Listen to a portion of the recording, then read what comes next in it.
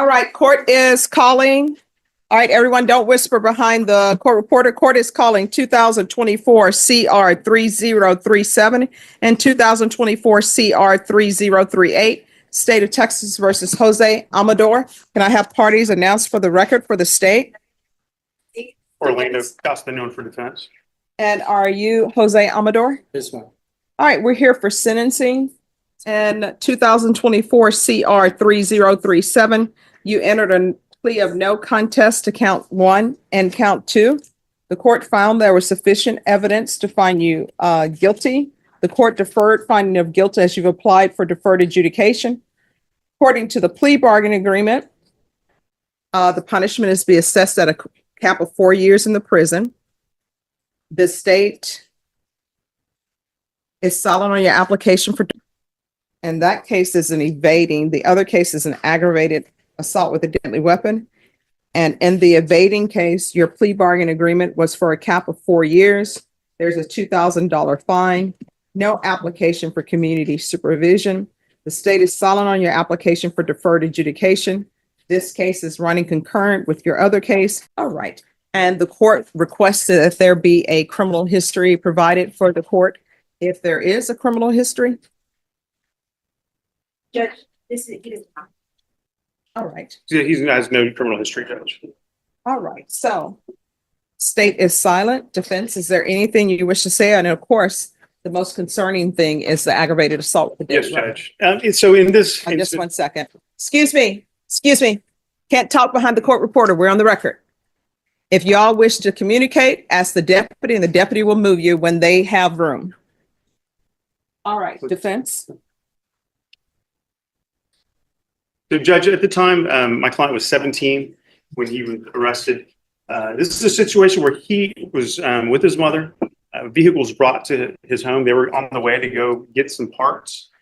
In the process of driving, police were attempting to pull the vehicle over because they believed it was a stolen vehicle. He was not aware of that. There was 2 other individuals in that car with him. My client attempted to pull over. In the process of doing that, one of the passengers pulled out a gun and he freaked out. And so he then continued to travel on the highway, pulled up into a green belt. He was not driving at a very fast rate of speed. He went through a parking lot. He went through then a intersection very slowly, about 10 miles an hour. And as he did that, he clipped one vehicle with some civilians, and there was a unmarked police officer vehicle that hit him from the front to stop the vehicle. And so in that moment, he freaked out. He's very young. He's 17 years old.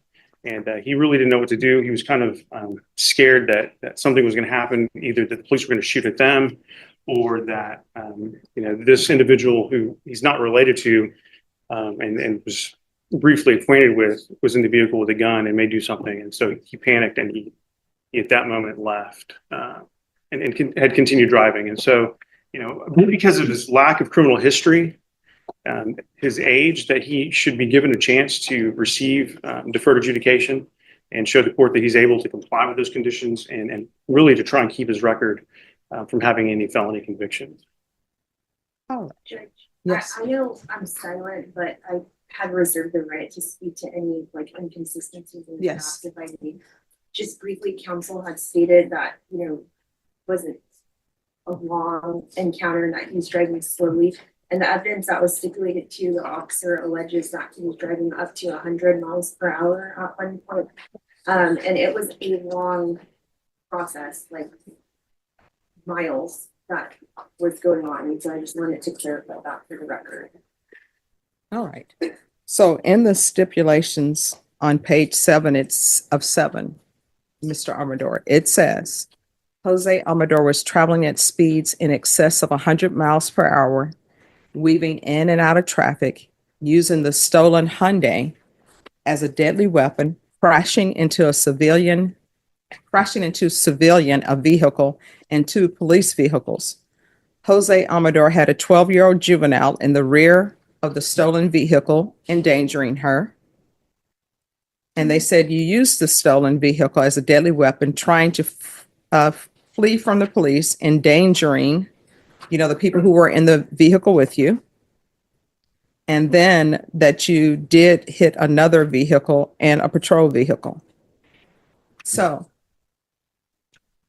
I don't understand. Why are you doing this? Do you wish to explain yourself? Yes, You want to raise your right hand?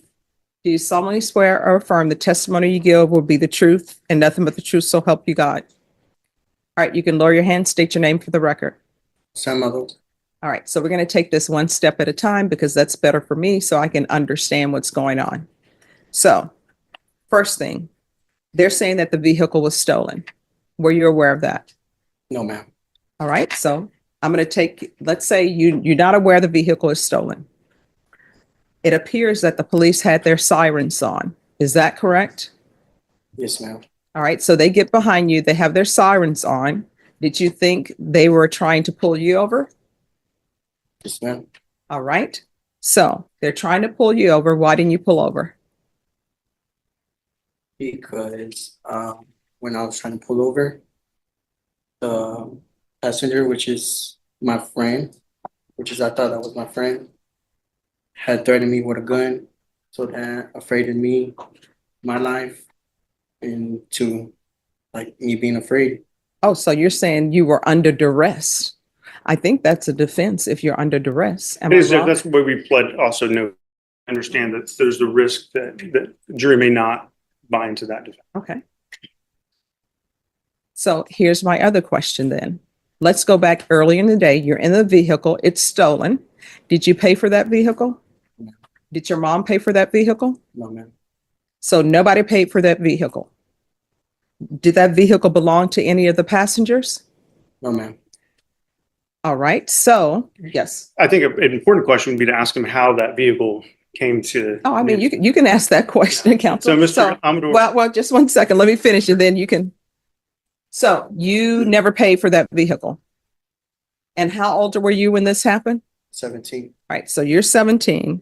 You're in the vehicle with a 12-year-old juvenile in the back seat. What day of the week was this? Was it a Monday, a Tuesday, Wednesday, Thursday, Friday? For sure. All right. Any objection to the court Googling what date this was? No, Judge. All right. So it was a Friday, according to Google.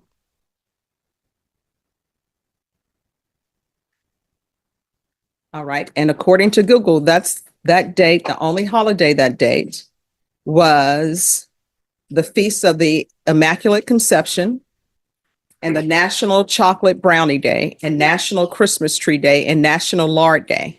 So I'm assuming that those are not holidays that are recognized federally or locally where the school is closed. Is that correct? Yes, ma'am. So then why were you with a 12-year-old who wasn't in school? I'm not too sure, but she's told me that she didn't have nothing to do with school. A 12-year-old has nothing to do, isn't that Yeah, sixth I grade? guess she dropped out. Not too sure. All right. But So she why, wasn't going to school though? well, why are you hanging out with a 12-year-old and you were 17 at this time? Um, And I'm just saying, usually 17-year-olds don't want to hang out with 12-year-olds. And then the other people were in the car. They say that they were juveniles also. How old were they? I believe the juveniles were in the civilian vehicle that had been clipped. That was it? Okay. Yes, Judge. There were other people in the vehicle, other than the 12-year-old, were, in my understanding, adults. Well, who else was in the car with you? So you have the 12-year-old who's the backseat passenger. Who else was in the vehicle with you? And I don't need their names, just, 12-year-old and my friend. okay, the 12-year-old was in the car with you, your mom was in the car with you, and your friend. And where was your mom sitting? Back. All right. And how old is your mom approximately during that time? 35, 36. And just for my interest, is the 12-year-old any way related to you, your mom, or anyone else in that vehicle? No, ma'am. So your mom has a 12-year-old who should be in school and she's out joyriding with 12-year-old. All right, so while you are traveling 100 miles per hour and the police are behind you, what is your mom saying? And counsel, I know it's hearsay. I'm just trying to figure out what was going on in the car, if there was some kind of chaos. She was telling me also to pull over, Okay. and I was trying to, but the girl had it. She had Oh, a well, gun, did you so tell your mom, I can't pull over? The front seat passenger has a gun pulled on me. She was afraid too. My mom, she couldn't do nothing. No. You said your mom told you to pull over. So did you tell your mom the front seat passenger has a gun? I can't pull over? No, Okay. All right. So you're driving 100 miles per hour. You're not pulling over. So when did this end? What caused this all to end? Was it the crash? yes, ma'am. All right. So the crash happens, and what happens to the 12-year-old in the back seat and your mom? They get arrested. All right. And what happens to the front passenger?